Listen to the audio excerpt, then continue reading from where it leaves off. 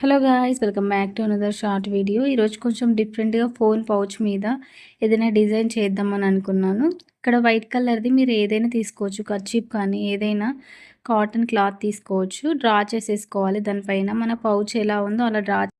నా దగ్గర అయితే అంత వైట్ కలర్ది ఏం లేకుండే, నేను నా దగ్గర ఉన్న దాంట్లో ఇక్కడ ఒక బ్యాగ్ ఉంది, ఆ బ్యాగ్ని తీసుకున్నాను. నేను తీసుకొని దానిపైన డ్రా చేసేసుకొని నెక్స్ట్ ఇక్కడ నేను ఇలా ఫ్లవర్స్ లాగా డ్రా చేసేసుకున్నాను పైన. ఏదైనా మీకిష్టం ఉన్నది ఏదైనా షేప్‌లో డ్రా చేసేసుకోవచ్చు. నేనిక్కడ సన్‌ఫ్లవర్ లాగా వేద్దాం అనుకున్నాను. సో, నేను ఇలా డ్రా చేసేసుకున్నాను. నెక్స్ట్ యెల్లో కలర్‌ది సిల్క్ థ్రెడ్ తీసుకున్నాను. ఈ సిల్క్ థ్రెడ్ తీసుకోవాలని ఏం లేదు. మీరు ఉలెన్ కూడా తీసుకోవచ్చు దీని ప్లేస్‌లో. నేను కొంచెం బ్యాంగిల్స్ చేస్తా కాబట్టి నా దగ్గర సిల్క్ థ్రెడ్ ఉంది. అది యూజ్ చేస్తున్నానిక్కడ.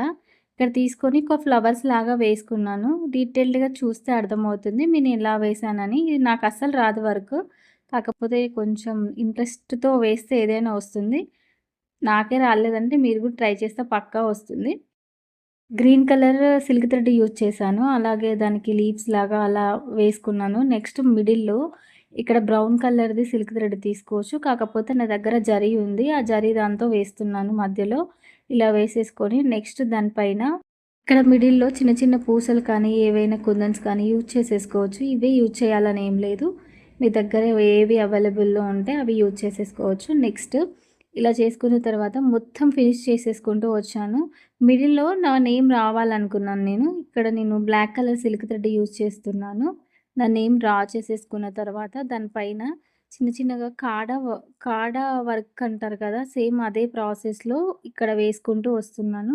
ఇక్కడ మీరు డీటెయిల్డ్‌గా చూస్తే ఫస్ట్ ఇలా స్టిచ్ చేసుకొని దాని మధ్యలో నుంచి ఈ సిల్క్ థ్రెడ్‌ని లాక్కుంటున్నాను. సేమ్ ప్రాసెస్‌ని ఇలా రిపీట్ చేసుకుంటూ అయితే వెళ్ళాను. అలా నా నేమ్ వచ్చే వరకు చేశాను.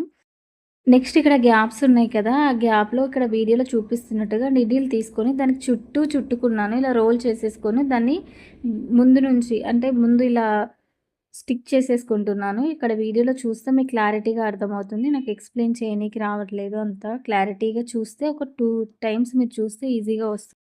ఇక్కడ నా నేమ్ రాసా కదా! దాని పైన కూడా కొంచెం ఎంప్టీగా అనిపిచ్చింది. సో, నేనక్కడ కాడా వర్క్ చేసి అక్కడ ఫిల్ చేసేసుకున్నాను.